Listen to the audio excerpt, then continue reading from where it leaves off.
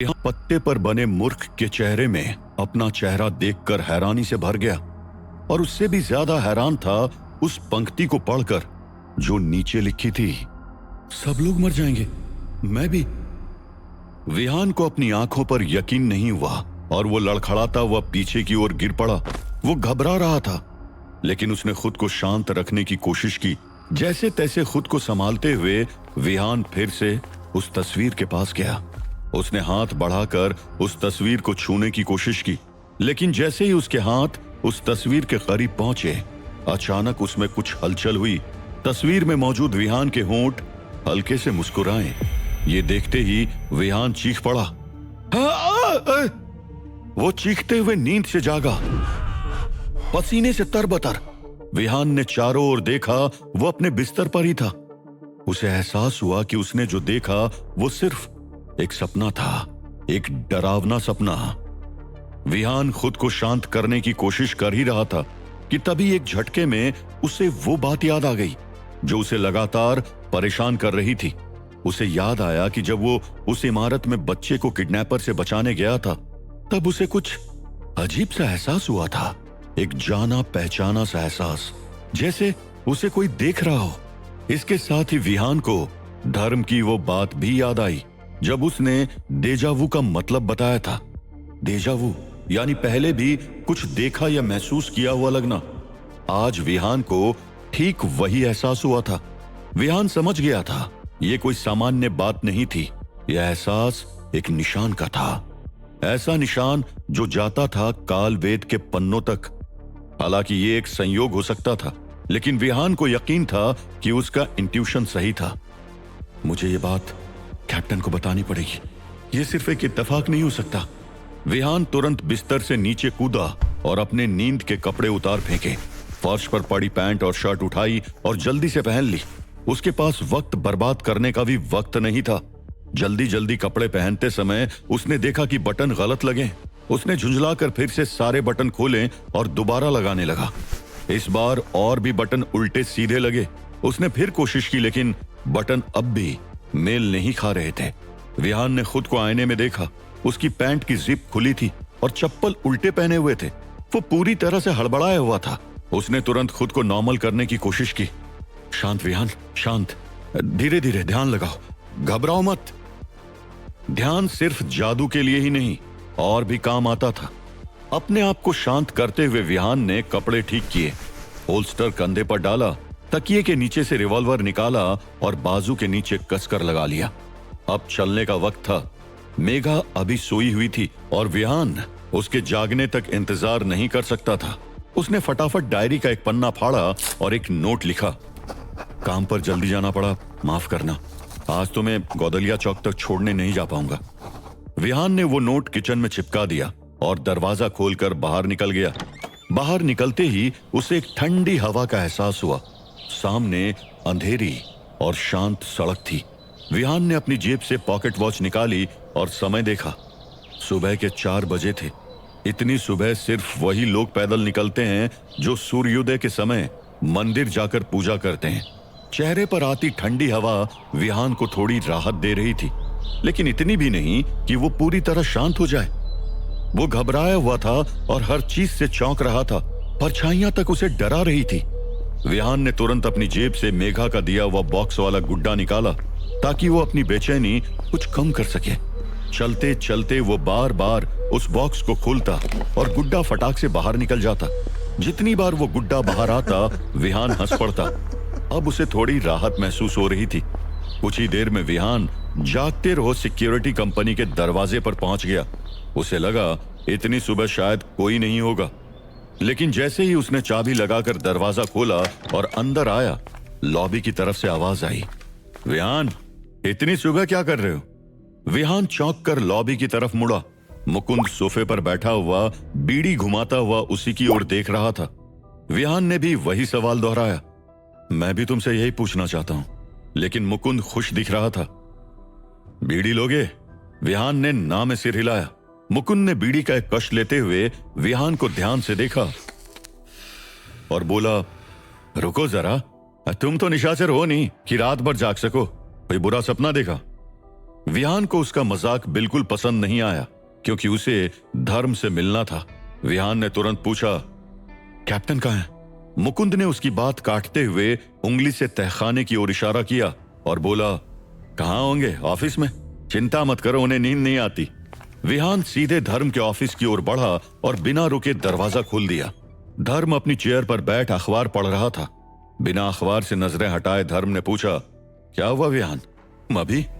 विहान ने हड़बड़ाहट के साथ कहा, मुझे वो अनुभव हुआ, वही डेजा वू जिसकी आपने बात की थी।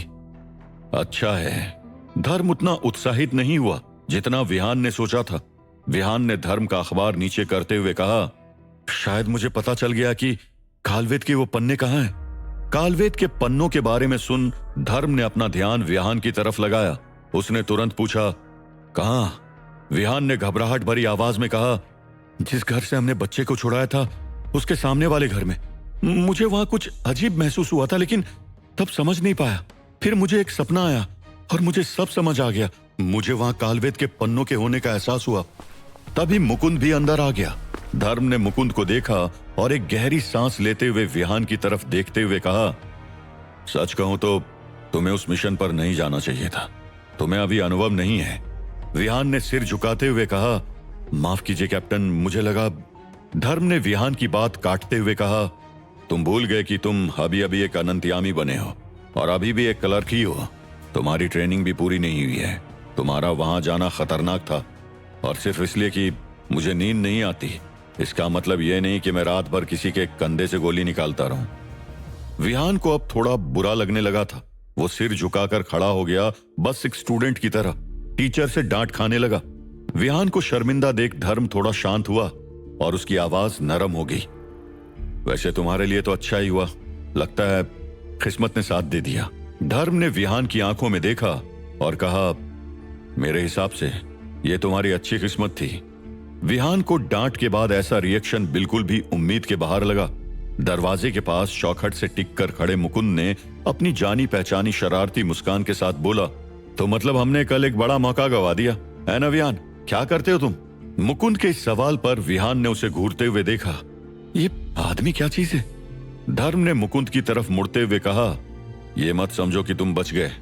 तुम्हें पता था कि विहान को उस मिशन पर ले जाना सही नहीं है, फिर क्यों ले गए उसे?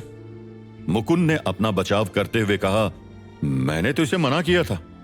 विहान हैरान रह गया, नहीं, इसने तो बिल्कुल भी नहीं रोका था।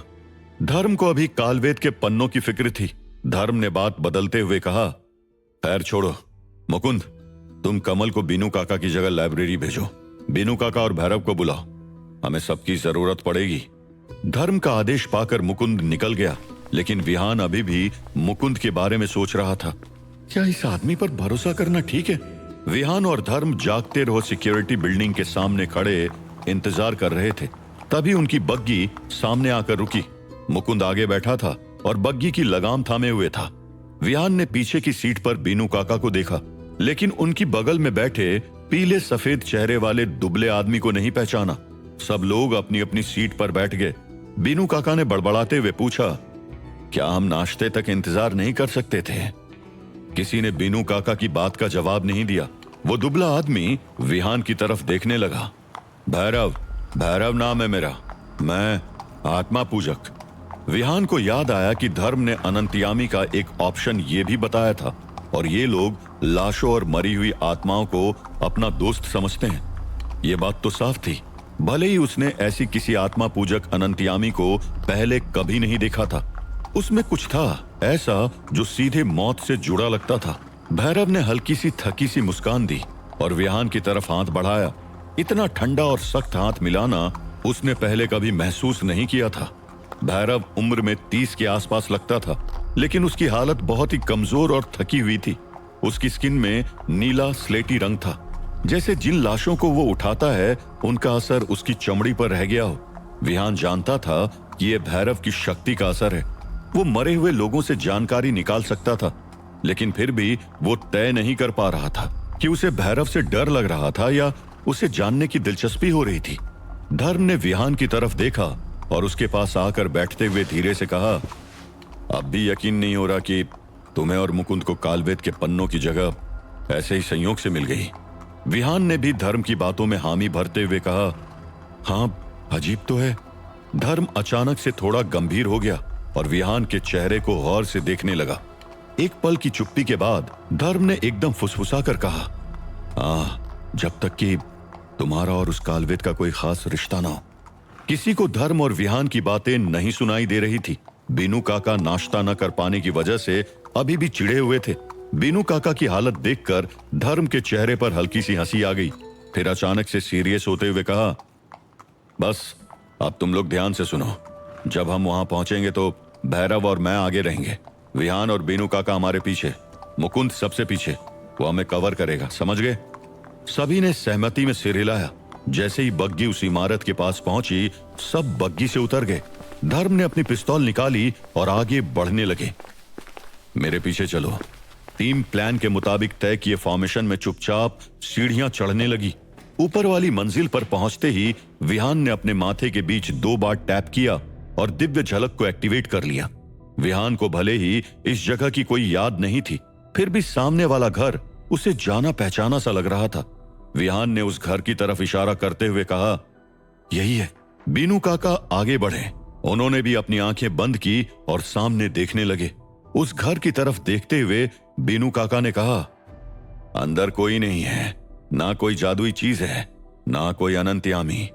धर्म ने भैरव की तरफ देखा। भैरव ने धीरे से कहा, यहां कोई बुरी आत्मा भी नहीं दिख रही है, अंदर जाना सेफ है, जा सकते हैं। विहान के मन में शक होने लगा। अगर ये जगह साधारण है, ना कोई जादुई चीज है, ना कोई बुरी आत्मा है, तो मुझे एक अलग सा एहसास क्यों हुआ? धर्म ने दरवाजे पर लगे ताले को देखा। इसे खोलना पड़ेगा।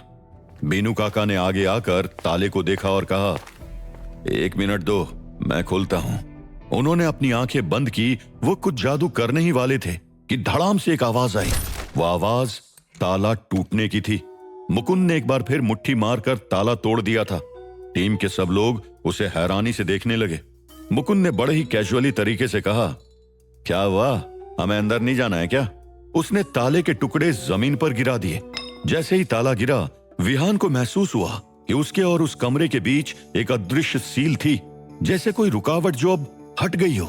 दरवाजा खुलते ही वो सील गायब हो गई और ऐसा लगा जैसे कमरे ने खुद उन्हें बुलाया हो। लेकिन ये स्वागत ज्यादा देर टिक नहीं पाया। अंदर से एक तेज बदबू आई और उस बदबू से विहान का दम घुटने लगा। ये कैसी बदबू है? विहान ने तुरंत अपनी नाक को अपने हाथ से ढक लिया। उसका मन किया कि अभी सीढ़ियां भागकर नीचे चला जाए।